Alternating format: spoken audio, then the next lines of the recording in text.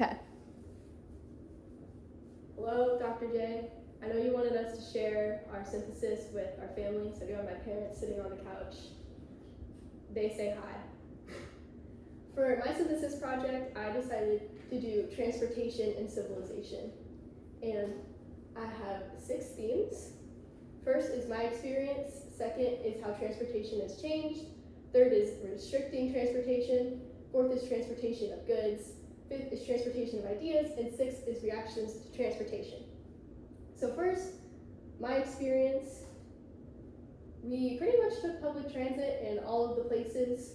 In London, we took the tube, got a picture of me with my friend there. This was definitely a good starting point because everything was in English and it was pretty easy to figure out. The only thing was that you had to tap your card in and out, and sometimes I would tap the wrong card, but that was on me. Second is the metro. I really like the metro. I also got the chance to use it by myself when I went to a concert, so that was cool to figure that one out. In the picture, I'm pointing at an Art Nouveau sign. They used to have these all over, but Art Nouveau kind of went out of style pretty quickly, so there's only a few of them left, and I like it. It's actually the font they use for the Ratatouille ride at Epcot, which I think is cool. In Berlin and Vienna, we had the U-Bahn. I liked Berlin a lot because it was really easy, really efficient, and it was the honor system, so I actually did not pay a lot. But only one of our friends got caught. And then Florence had buses, but our tour guide, or like our SEPA advisor, told us not to use them because it's actually just slower than walking. And some of my friends did use it, and they did say it was slower than walking. So I just walked around in Florence. The sidewalks did suck. I tripped a lot. And then Rome, back to the metro, back to the subway. If you can tell in this photo, it was really, really crowded. So I think I'm gonna have to give Germany and Vienna the best ratings, and I'm gonna have to give Italy the worst ratings as far as public transportation goes. And then we also took trains to and from each place. The pros were that they were really efficient, and trains are a lot greener than cars, because if we were in the US, perhaps like going from state to state, we would probably be driving instead of taking a train. And the Intergovernmental Panel of Climate Change found that road transport accounts for approximately 70% of global transport-related carbon emissions, while light rail was just 1%. So it's definitely a lot better for the environment. This was also one of the few times I got to get downtime on the trip because we were going a lot, so it was nice to just sit, relax, listen to my music. And I personally think it was really cool. I like trains. Cons, for me, night train. I have this picture. This is probably the last time I smiled this night, because if you can't tell, my head is just about to hit the ceiling and I'm barely sitting up. So this was kind of a miserable experience for me. I was one of the 2 people to vote not to do this again, but everyone else did, so sorry to the next cohort. And also, Italy, fun fact about Italy is that they sell more tickets than there are seats. So we had to kick a lot of old people out of our seats, and it got kind of rough. So boo Italy on that one. And then lastly, we did have to carry our luggage around, as you can see in this photo. I'm strapped on my luggage, and that was a bit of a hassle. But overall, I quite liked using the trains in Italy, or not in Italy, the trains in Europe. Next theme, we have changing transportation. We have a couple of these. So for this study abroad experience, I had to read this book, chapters from this book, called Cities and Civilization by Peter Hall. And in the Paris chapter, he talked a lot about this urban planner named Haussmann, and he really revitalized the boulevards in Paris. So before, they looked a lot like Florence, where it was really skinny roads, hard to walk, and he basically just bulldozed through all that in around the 1800s and made these big, wide boulevards. A lot of the buildings have a standard look, and I thought that was really cool. And then also in Paris is the Coulée Verte René Dumont, probably not pronounced correctly, and that's me at it right there. It used to be a railroad, but they revitalized it into a garden, and that's actually the first of its kind, which I thought was really cool because I'm a fan of that. The most popular one in the US is in New York. It's called the High Line, and that's an old railroad that they turned into a garden, opened about 15 years ago. And they also have one in Miami, and it's called the Underline, and it runs underneath the Metro Rail system. So I thought it was really cool to see the origins of this type of redevelopment. We also have the Musée d'Orsay, which used to be a railroad station, but they turned it into a museum. As Paris got bigger, this railroad station just wasn't big enough for it. And I thought it was really cool that they revitalized it instead of just kept it as it is or let it go to blight. In the same way, in London, there was Coal Drops Yard, which it used to be like a coal mining type place. These are like old industrial barrels, and now they're apartments, which I thought was really cool. And then also King's Cross is the largest like train station in London, and they had an economic revitalization, and they revitalized it in 2012 to make it more modern, because that was one of our 3 themes.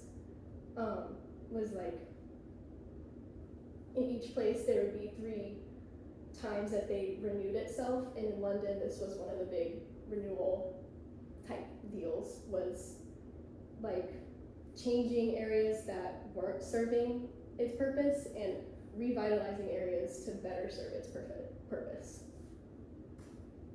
Next theme, we have restricting transportation. This was really seen in Berlin when we visited the Berlin Wall, which was up for 28 years, 2 months, and 27 days. We talked about how JFK visited the Berlin Wall, and he famously said, "Ich bin ein Berliner," which means I am a Berliner. And we also read this book called Tunnel 29, which was about how this guy named Joachim Rudolph helped build a tunnel underneath the Berlin Wall, and he helped 29 people escape, which was the most at that time. And this really spoke to me because it showed me, like, even when you put walls up and you're trying to block people, people will find a way. And we also got to visit the East Side Gallery, which is a long stretch of the Berlin Wall that stayed intact, and they turned it into murals. And I liked this one. It said, many small people who in many small places do many small things that can alter the face of the world. And I feel like that was pretty pertinent for what we learned in Berlin. And this is relevant today, even though the Berlin Wall fell all these years ago. In our own country, Donald Trump put up a border wall beginning in 2017. It kind of rolled back after Biden came in. But in 2025, the Customs and Border Protection awarded, I think that's $70 million to construct more of this wall. So we'll see how that goes. But I think what we've learned from Berlin is even when you try to put walls up, people will still find a way to connect. And then as a little palate cleanser, I'm sure you've seen these all over the place, right? Have you ever wondered what they're called or why they look like that? So these are called bollards. We were big fans. And it actually originated in London at the Battle of Trafalgar against the French in 1805. The British captured Napoleon's ship, and they captured his cannons, but they were incompatible with British warships, so they cut them up and they used them as bollards. And this is the very first bollard. We got to see the very first bollard. There wasn't anybody there, but I think it should have a really big crowd because that's why bollards are the way they are. We have some in Germany here. They look like the original bollard. We also have a very devastating fallen bollard down in Rome, very sad. But as you can see, it looks the same as the original bollard. So that was restricting transportation. Next, we have transport of goods. I have 3 categories for this. First is the aqueducts, which we saw in Rome, which basically Rome, we read about this in the Peter Hall textbook a lot. Basically, Rome had to get all of this water, like massive amounts of water, into the city because the current system they were using, I believe it was a river, it was getting contaminated. So they pulled from these springs and they built these massive aqueducts 300 miles long. And it really wasn't replicated until, this was like thousands of years ago. and it really wasn't replicated again until the 1850s. And you can see in this picture, thousands of people are celebrating London's first drinking fountain. So thousands of years ago, people had public water for free, but now, 1850s, kind of replicated again, but not in the same way. London, what they really excelled at was sewage, because they were having a lot of issues with cholera. Their water was getting contaminated because they were drinking the same water that they were like dumping their poop in, so not good. People were dying. And so this guy, Joseph Bazalgette, made this huge embankment off like the River Thames in London, and we walked along it. It's super nice. You'd never know it. It's a bunch of lines of sewer underneath you. And also in Vienna, there was this guy, Otto Wagner. He helped to vault the Vienna River, which allowed for sewer discharge, as you can see here. And Otto Wagner was a secession artist. That was like the movement in Vienna at the time in art. And he helped to design railroad stations, and you can also see his designs just throughout Vienna. And a scientific journal article described it as an approach to an idea of symbiosis between art and utility, which I really liked, because I think when you're talking about these urban solutions, you forget that there can be art embedded in it, and I love when they come together like that. And then lastly, something I learned about that I didn't even think of until I came to this class is, in my reading for Paris, one of the things that really helped contribute to the Impressionist movement was the invention of paint tubes in London, because before that, painters had to like make their own paint, and it was a really hard process, and you couldn't really transport it. But since they made these paint tubes, they were able to like go out into the wilderness and paint these beautiful paintings that you see here. And that ties into my next topic, which is the transport of ideas. We have a lot of different transportations of ideas throughout this course. For the readings for Berlin, there was an emphasis on film. Back in the 1920s, I'm sure you probably had no idea, but Berlin actually was like one of the epicenters of film, especially expressionist film. They did Nosferatu, but that's often undercut because of the rise of Nazism that happened afterwards. In Florence, that was the birthplace of the Renaissance, where you have artists like Michelangelo and Raphael and Leonardo da Vinci, and they were able to transport their ideas because they lived in such a tiny town. It was like comparable to about Ocala.